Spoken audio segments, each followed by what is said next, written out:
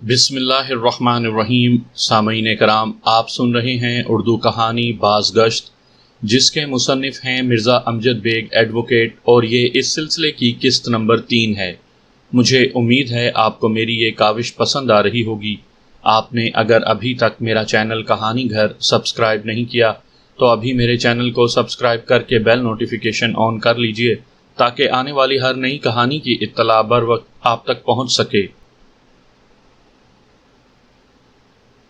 ابتدائی چند پیشیاں عدالت کی تکنیکی کارروائی کی نظر ہو گئیں اور کوئی قابل ذکر سماعت نہ ہو سکی۔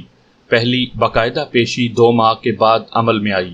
ایک بات میں آپ کو بتانا بھول گیا کہ جب پولیس نے چالان پیش کیا تھا تو میں نے اپنے موکل کی ضمانت کروانے کی بھرپور کوشش کی تھی، مگر مجھے اس سلسلے میں کامیابی نہ ہوئی۔ قتل کے مقدمات میں ملوث ملزمان کی ضمانت آسان نہیں ہوتی۔ پولیس نے چالان کی رپورٹ میں یہ موقف اختیار کیا تھا کہ ملزم یعنی میرے موکل فاروق نے حاسدانہ اور رقیبانہ جذبات سے مغلوب ہو کر اپنے باس کو قتل کر دیا تھا۔ اس کے اس قسم کے جذبات بھی اس کی غلط فہمی کا نتیجہ تھے، حالانکہ اس معاملے میں حسد یا رقابت والی کوئی بات ہی نہ تھی۔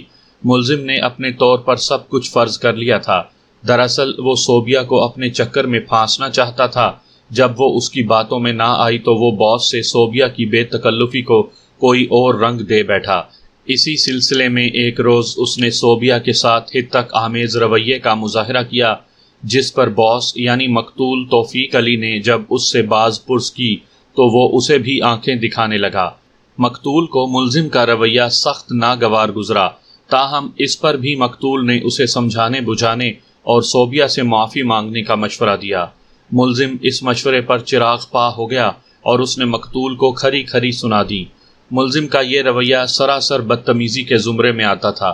مقتول اپنے دفتر کے ماحول کو خراب نہیں ہونے دینا چاہتا تھا، چنانچہ اس نے شر پسند اور فتنہ پرور عنصر ملزم فاروق احمد کو نوکری سے برخاست کر دیا۔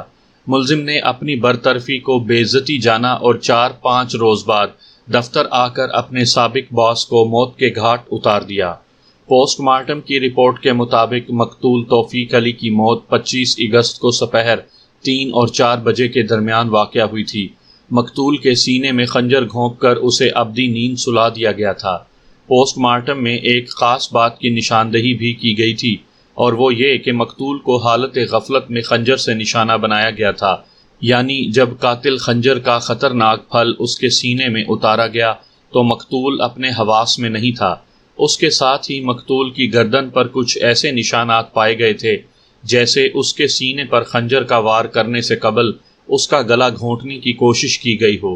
اسی کوشش میں مقتول اپنے حواس کھو کر بے ہوش یا نیم بے ہوش ہو گیا، اور مقتول کی بے ہوشی یا نیم بے ہوشی میں اس کے سینے میں خنجر اتار کر اسے زندگی کی قید سے آزاد کر دیا گیا۔ گلا گھونٹنے کے سلسلے میں ایک نقطہ بہت اہم بیان کیا گیا تھا۔ رپورٹ میں کہا گیا تھا کہ مقتول کے عقب سے اس کی گردن دبوچ کر گلا دبانے کی کوشش کی گئی تھی، کیونکہ قاتل کے ہاتھوں کے انگوٹھوں کے نشانات مقتول کی گردن کی عقبی سمت یعنی گدی پر پائے گئے تھے۔ اس کے علاوہ بھی اس رپورٹ میں چند چھوٹی چھوٹی باتیں درج تھیں جن کا ذکر غیر ضروری ہوگا۔ عدالت میں باقاعدہ سماعت کا آغاز ہوا۔ جج نے میرے موکل ملزم فاروق احمد کو فرد جرم پڑھ کر سنائی۔ ملزم نے صحت جرم سے صاف انکار کر دیا۔ پولیس رپورٹ میں یہ بات ظاہر کی گئی تھی کہ ملزم نے اپنے جرم کا اقرار کر لیا ہے۔ یہ پولیس اور ملزم کا ایک دیرینہ طریقہ کار ہوتا ہے۔ پولیس اپنا معاملہ سیدھا کرنے کے لیے جس طرح بھی ممکن ہو ملزم سے اقبال جرم کرواتی ہے۔ اس کے لیے بے انتہا تشدد کی راہ بھی اپنائی جاتی ہے، اور ملزم تشدد کا نشانہ بننے سے بچنے کے لیے اپنا جرم قبول کرنے ہی میں عافیت سمجھتا ہے۔ چنانچہ پولیس کی تحویل میں دیے گئے ملزم کے بیان کو عدالت کوئی اہمیت نہیں دیتی۔ عدالت میں ملزم کو یہ حق دیا جاتا ہے کہ وہ خود پر لگائے گئے الزام سے انکار کر سکتا ہے۔ ملزم کے صحت جرم سے انکار کے بعد جج کی اجازت سے استغاثہ کے گواہوں کے بیانات کا سلسلہ شروع ہوا۔ استغاثہ کی جانب سے کم و بیش نصف درجن گواہ پیش کیے گئے، لیکن میں یہاں چند اہم گواہوں کے بیانات کا احوال بیان کروں گا۔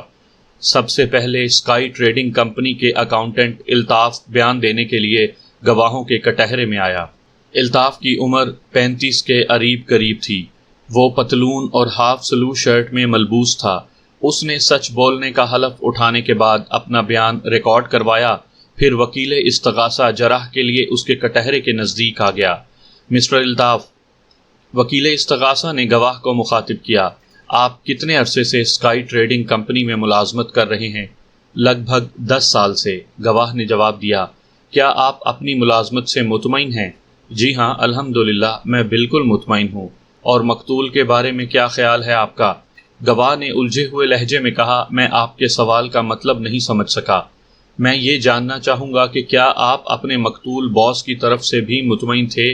وکیل استغاثہ نے وضاحت کی۔ گواہ نے اس بات میں سر ہلاتے ہوئے جواب دیا، بالکل مطمئن تھا جناب۔ مقتول کس قسم کے کردار اور رویے کا مالک تھا؟ وہ اچھے کردار اور شائستہ رویے کے مالک تھے۔ آپ کو مقتول سے کبھی کوئی شکایت رہی؟ جی نہیں، بالکل نہیں۔ گواہ نے نفی میں گردن ہلا دی۔ توفیق صاحب اپنے تمام ملازمین کا بہت خیال رکھتے تھے۔ وکیل استغاثہ نے سوال کیا، کیا ان ملازمین میں ملزم بھی شامل تھا؟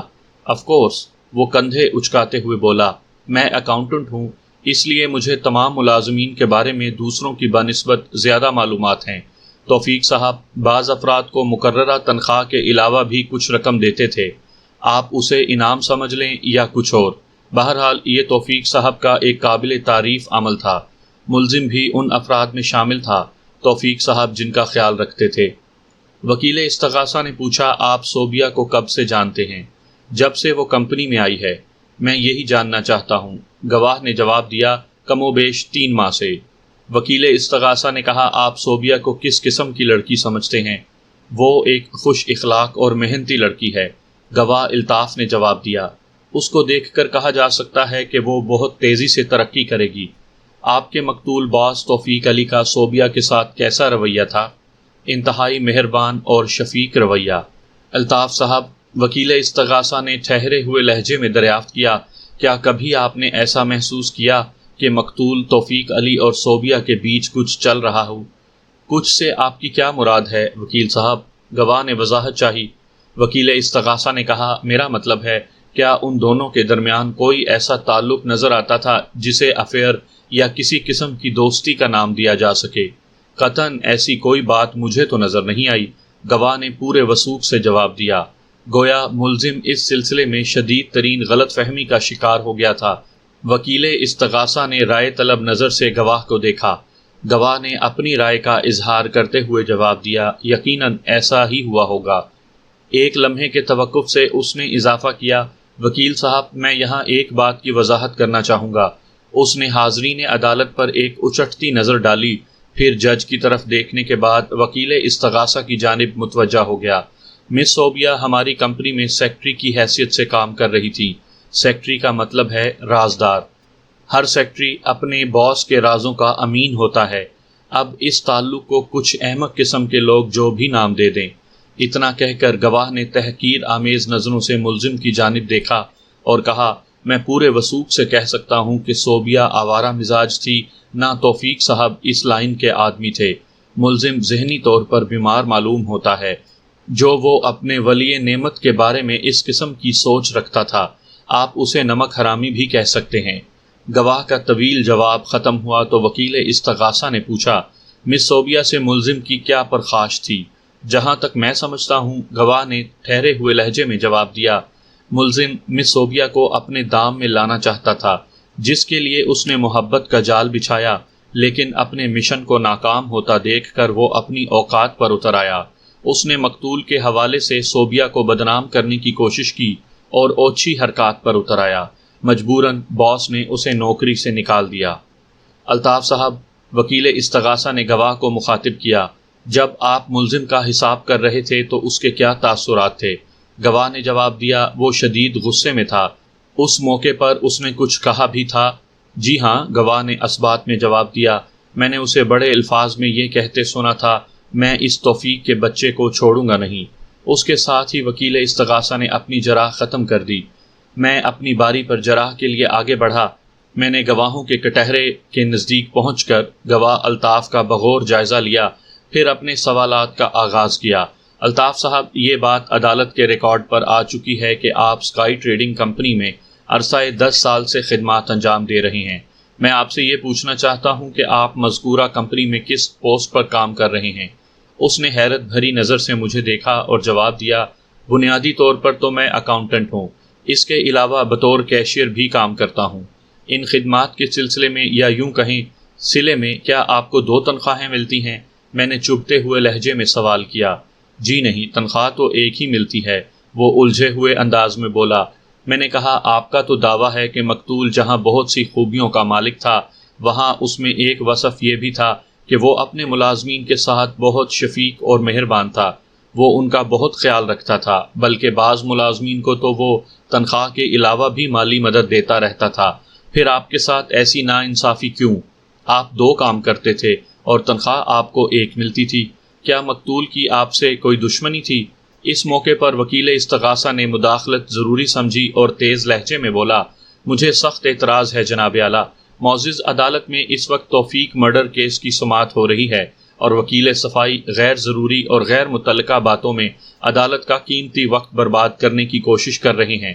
میں نے بھی جواباً احتجاجی لہجے میں کہا، میرے فاضل دوست، میں اس بات کے لیے آپ کا شکر گزار ہوں کہ آپ نے مجھے بتایا ہے اس وقت عدالت میں توفیق مرڈر کیس کی سماعت ہو رہی ہے۔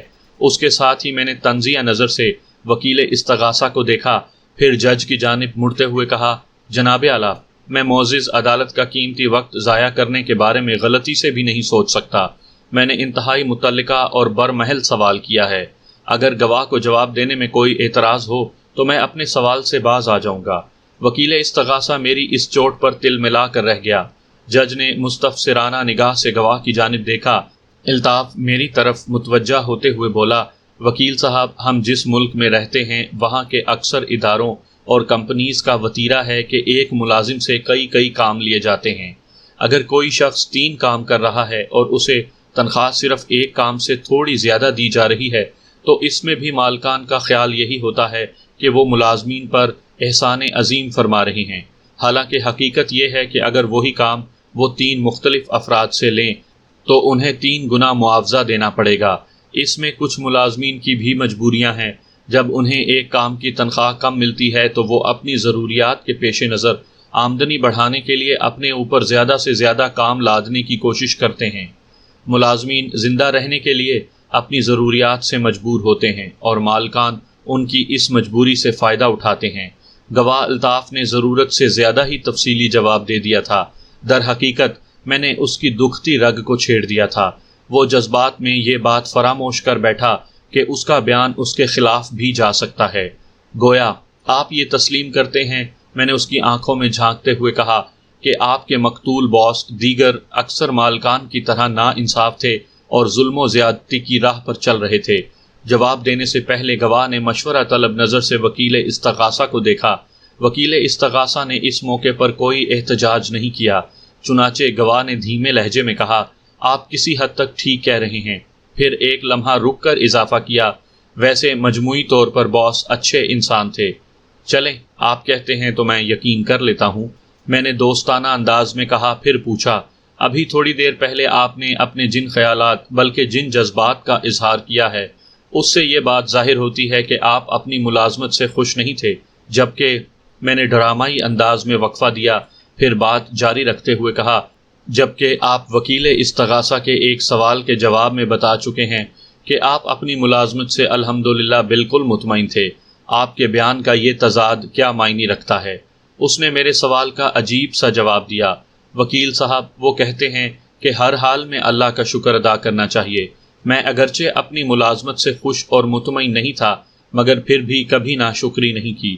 میں نے جراح کے سلسلے کو آگے بڑھاتے ہوئے کہا، الطاف صاحب، آپ نے بتایا ہے کہ مقتول اچھے کردار اور شائستہ رویے کا مالک تھا۔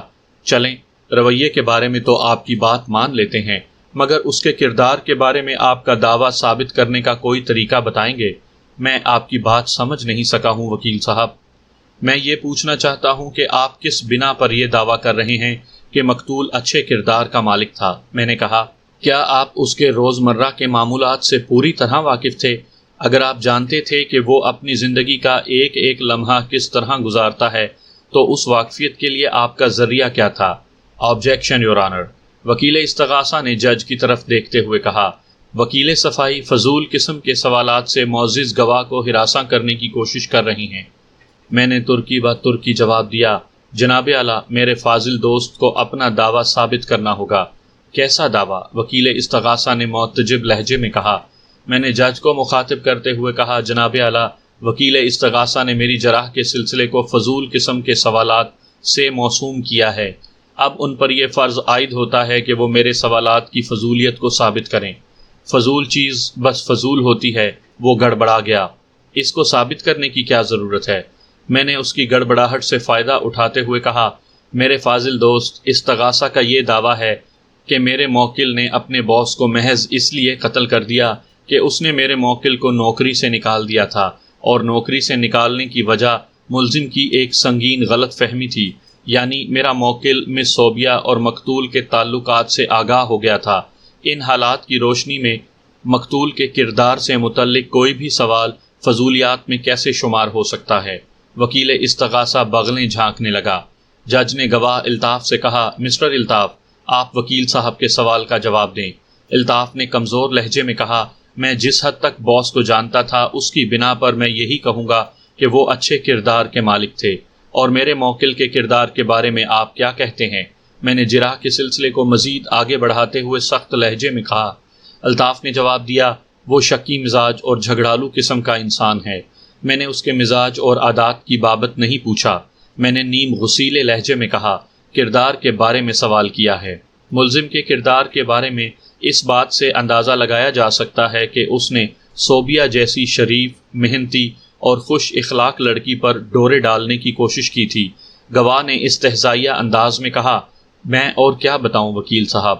میں نے کہا، ڈورے ڈالنے اور محبت کا اظہار کرنے میں بہت فرق ہوتا ہے مسٹر الطاف۔ میرے موکل نے بڑے واضح الفاظ میں مس صوبیہ سے اپنے جذبات کا اظہار کیا تھا۔ اس فعل سے کسی بھی طور پر اس کا کردار متاثر نہیں ہوتا۔ گواہ نے کہا، مس صوبیہ نے ملزم کا اظہار محبت سننے کے بعد اسے سختی سے تاکید کی تھی کہ وہ اس کا خیال اپنے دل سے نکال دے۔ اس کے باوجود بھی ملزم صوبیہ کو مختلف ہیلوں وسیلوں سے تنگ کرتا رہا۔ ملزم کے رویے سے زچ ہو کر صوبیہ نے اسے وارننگ دی کہ اگر وہ اپنی گھٹیا حرکتوں سے باز نہ آیا تو وہ باس سے اس کی شکایت کرے گی۔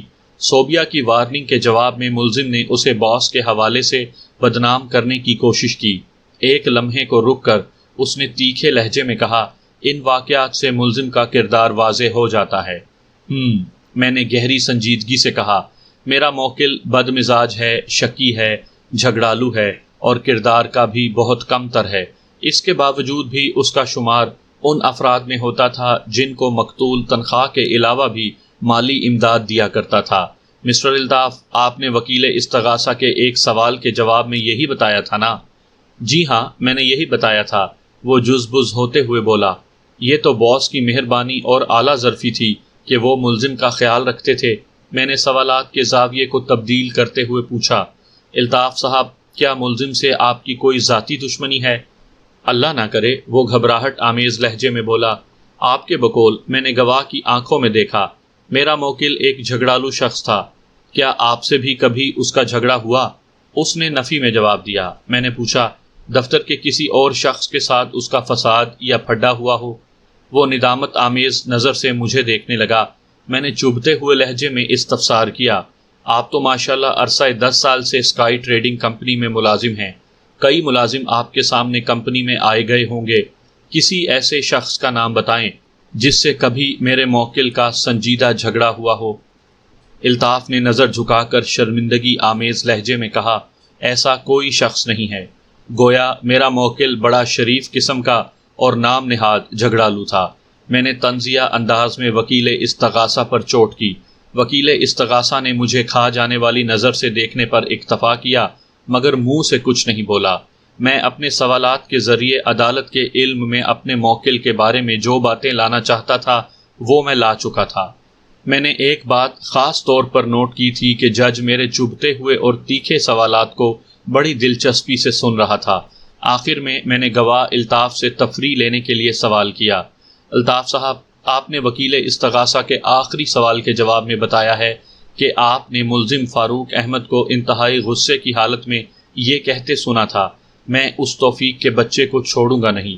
ایک لمحے کا وقفہ دے کر میں نے ڈرامائی انداز میں کہا، آپ کے خیال میں ملزم نے مقتول کے کس بچے کا ذکر کیا تھا؟ میری معلومات کے مطابق تو مقتول بے اولاد تھا، کیا اس نے کوئی بچہ ایڈاپٹ کیا ہوا تھا؟ گواہ الطاف جھیپ گیا، پھر وضاحت آمیز لہجے میں بولا، نہیں جناب، آپ نے میری بات کو سمجھنے میں غلطی کی ہے۔ یہ سچ ہے کہ توفیق صاحب کی اولاد نہیں ہے۔ ملزم نے جو کہا وہ ایک طرح کی گالی سمجھ لیں۔ اس وضاحت کا بہت بہت شکریہ الطاف صاحب، میں نے کہا، پھر جج کی جانب رخ کرتے ہوئے اضافہ کیا، مجھے اور کچھ نہیں پوچھنا جناب اعلیٰ۔ میری جراح ختم ہوئے 2 منٹ ہی ہوئے تھے کہ عدالت کا وقت ختم ہو گیا۔ جج نے 15 روز بعد کی تاریخ دے کر عدالت برخاست کر دی۔ اس پیشی پر وکیل استغاثہ نے میرے موکل کے خلاف اور مقتول کے حق میں جو تاثر قائم کرنے کی کوشش کی تھی، میری جوابی جرح نے اس تاثر کو بڑی حد تک ختم کر دیا تھا۔ میں نے اپنے سوالات سے متعدد مقامات پر یہ ثابت کر دیا تھا کہ استغاثہ میں بہت سی خامیاں موجود ہیں۔ آئندہ پیشی پر گواہوں کے کٹہرے میں اسکائی ٹریڈنگ کمپنی کا جنرل مینیجر آغا رفیق کھڑا تھا۔ اس وقت اس نے سفاری سوٹ زیب تن کر رکھا تھا۔ وہ پستہ قامت کا مالک ایک سمارٹ شخص تھا۔ آغا رفیق جب اپنا حلفیہ بیان ریکارڈ کروا چکا تو وکیل استغاثہ نے اس پر مختصر جرح کی۔ اس نے اس سوال سے جرح کا آغاز کیا، آغا صاحب، آپ اسکائی ٹریڈنگ کمپنی کے سب سے پرانے ملازم ہیں، بلکہ ملازم کا لفظ آپ کے لیے موضوع نہیں ہے۔ مقتول توفیق علی نے آپ کو ہمیشہ اپنے چھوٹے بھائی کی طرح سمجھا تھا اور وہ آپ پر بہت بھروسہ کرتے تھے۔ آپ یقیناً اس کمپنی کے ملازمین اور معاملات کو سب سے زیادہ بہتر طور پر سمجھتے ہیں۔ کیا میں غلط کہہ رہا ہوں؟ آپ بالکل ٹھیک کہہ رہے ہیں وکیل صاحب، گواہ نے اسبات میں سر ہلاتے ہوئے کہا۔ یہ توفیق صاحب کی محبت تھی کہ مجھے اس کمپنی میں کبھی اپنے ملازم ہونے کا احساس نہیں ہوا، اور میں نے بھی کمپنی کے کام کو اپنا ذاتی کام سمجھ کر ہی کیا ہے۔ شکریہ آغا صاحب، وکیل استغاثہ نے کہا، پھر پوچھا، ملزم فاروق کے بارے میں آپ کا کیا خیال ہے؟ آغا رفیق نے جواب دیا، ملزم کمپنی کا ایک اچھا ملازم تھا، مگر مس صوبیہ کی آمد کے بعد اس کی ساری اچھائی برائی میں بدل گئی تھی۔ ذرا وضاحت کریں آغا صاحب، وکیل استغاثہ نے کہا۔ ملزم اپنے طور پر مس صوبیہ پر فریفتہ ہو گیا تھا، آغا رفیق نے بتایا، اور جواباً صوبیہ سے بھی اسی طرز عمل کا طلبگار تھا۔ لیکن میں صوبیہ کو اچھی طرح جانتا ہوں، وہ بہت سنجیدہ اور بردبار لڑکی ہے۔ جب اس نے ملزم کو اس کی ہلکی حرکتوں پر سرزنش کی تو وہ دھمکیوں پر اتر آیا۔ اس نے صوبیہ سے کہا کہ اگر اس نے ملزم کی بات نہ مانی تو وہ اسے بدنام کر کے رکھ دے گا۔ صوبیہ جب اس کی دھمکیوں سے مروب نہ ہوئی تو ملزم نے انتہائی گھٹیا پن کا مظاہرہ کرتے ہوئے اسے توفیق صاحب کے ساتھ نتھی کر دیا، جس کے نتیجے میں مقتول نے اسے نوکری سے نکال دیا۔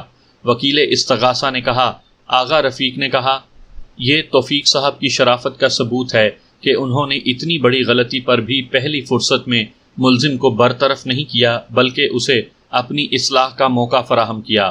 توفیق صاحب نے ملزم سے کہا تھا کہ وہ اگر مس صوبیہ سے اپنے رویے کی معافی مانگ لے تو وہ اس کا قصور معاف کرنے کو تیار ہیں، لیکن ملزم نے انتہائی ڈھٹائی کا مظاہرہ کیا اور اپنے خود ساختہ بیان نما الزام پر قائم رہا۔ جواباً توفیق صاحب نے اسے نکال دیا۔ آغا صاحب، ملزم کی برطرفی والا واقعہ کب پیش آیا تھا؟ 20 اگست کو، اور توفیق علی کا قتل 25 اگست کو ہوا تھا۔ جی ہاں، بالکل اسی تاریخ کو وہ افسوسناک واقعہ پیش آیا تھا۔ وکیل استغاثہ نے پوچھا، 20 سے 25 اگست کے دوران میں ملزم کیا کرتا رہا تھا؟ آپ کو اس بارے میں کچھ خبر ہے؟ میں اس بارے میں زیادہ نہیں جانتا، آغا رفیق نے کہا۔ ظاہر ہے وہ اسی منصوبے پر کام کر رہا ہوگا جس کے نتیجے میں توفیق صاحب کی زندگی کا چراغ گل ہو گیا۔ ایک لمحے کے توقف کے بعد اس نے کہا، ویسے میں نے اڑتی اڑتی سنی تھی کہ وہ توفیق صاحب پر مقدمے کے سلسلے میں کسی وکیل سے ملنے بھی گیا تھا۔ مزید 2-4 سوالات کے بعد وکیل استغاثہ نے جرح کا سلسلہ موقوف کر دیا۔ اس کے بعد جج کی اجازت حاصل کر کے میں گواہوں والے کٹہرے کے نزدیک آ گیا۔ میں نے ایک بات خاص طور پر محسوس کی کہ گواہ آغا رفیق بالکل حشاش بشاش تھا۔ اس کے چہرے پر کسی قسم کی پریشانی یا اضطراب نہیں جھلکتا تھا، جیسا کہ عام طور پر گواہوں کے ساتھ دیکھنے میں آتا ہے۔ ایسا لگتا تھا جیسے وہ پہلے بھی کئی بار گواہوں کے مرحلے سے گزر چکا ہو۔ میں نے کھنکار کر گلا صاف کیا اور آغا رفیق سے پہلا سوال پوچھا۔ آغا صاحب، تھوڑی دیر پہلے وکیل صاحب سے گفتگو کے دوران میں مجھے معلوم ہوا کہ مقتول آپ کو اپنا ملازم نہیں بلکہ ایک عزیز سمجھتا تھا۔ کیا میں یہ سمجھوں کہ مقتول کے ساتھ آپ کے فیملی ٹرمز بھی تھے؟ بالکل، آپ ایسا ہی سمجھیں جناب۔ میں نے یہ سوال ایک خاص مقصد کے تحت پوچھا تھا۔ مزید تصدیق کے لیے میں نے دریافت کیا، کیا آپ کا مقتول کے گھر میں آنا جانا بھی تھا؟ اس نے اثبات میں جواب دیا۔ میں نے پوچھا، آپ کی رہائش شہر کے کس علاقے میں ہے؟ گلبرگ میں، اس نے جواب دیا۔ آغا صاحب، آپ چونکہ کمپنی کے سب سے دیرینہ رفیق کار ہیں، اس لیے دفتر کے تمام ملازمین کے بارے میں بخوبی جانتے ہوں گے۔ آپ نے وکیل استغاثہ کے ایک سوال کے جواب میں بتایا ہے کہ ملزم فاروق احمد کمپنی کا ایک اچھا ورکر تھا، مگر مس صوبیہ کی آمد کے بعد اس کے رنگ ڈھنگ بدل گئے تھے اور اس کی ساری اچھائی برائی میں بدل گئی تھی۔ کیا یہ کچھ عجیب سی بات نہیں ہے؟ وہ پر اعتماد لہجے میں بولا۔ عجیب سی کن معنوں میں ہے جناب؟ میں نے وضاحت کرتے ہوئے کہا، میری معلومات کے مطابق میرا موکل عرصہ 3 سال سے بحیثیت آؤٹ ڈور کلرک کمپنی سے وابستہ تھا اور اس کی کارکردگی ہمیشہ اعلیٰ ترین رہی تھی۔ مس صوبیہ پچھلے 3 ماہ سے یعنی وقوع کے وقت اس دفتر میں کام کر رہی تھی۔ کیا یہ ممکن ہے کہ 3 سال کی اچھائی محض 3 ماہ میں برائی میں بدل جائے؟ آپ بھی عجیب باتیں کرتے ہیں وکیل صاحب، گواہ نے ناگواری سے مجھے دیکھتے ہوئے کہا۔